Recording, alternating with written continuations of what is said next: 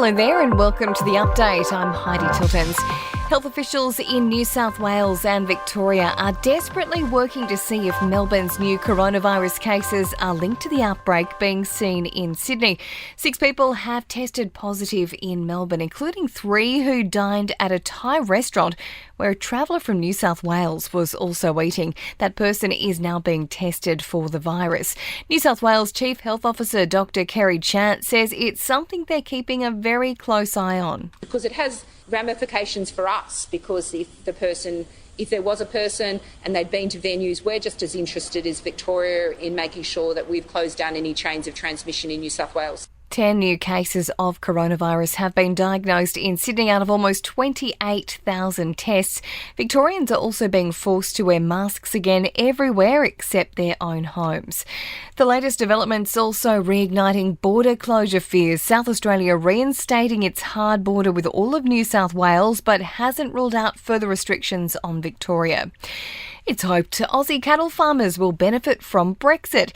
AgForce says if a good trade deal is struck, we could see a massive increase in beef sales to Britain.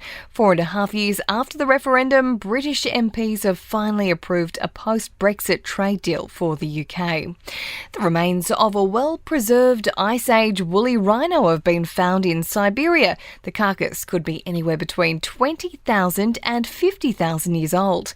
Turning to sports news now, and the opening batting partnership isn't any clearer for Australia despite Joe Burns being axed from the lineup. David Warner and Will Pucovski will both need to pass fitness tests before being selected for the third test against India.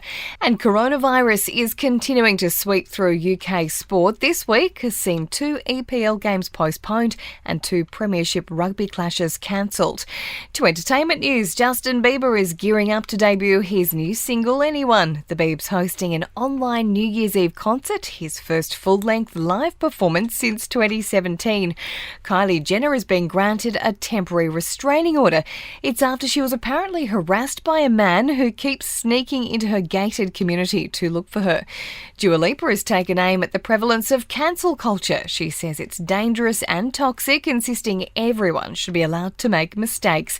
And Kerry-Anne Kennelly is nursing a painful broken collarbone after falling from a trapeze while performing in a Sydney musical. Now that's the latest from the Nova Podcast News team, but we'll see you tomorrow morning for another episode of The Update.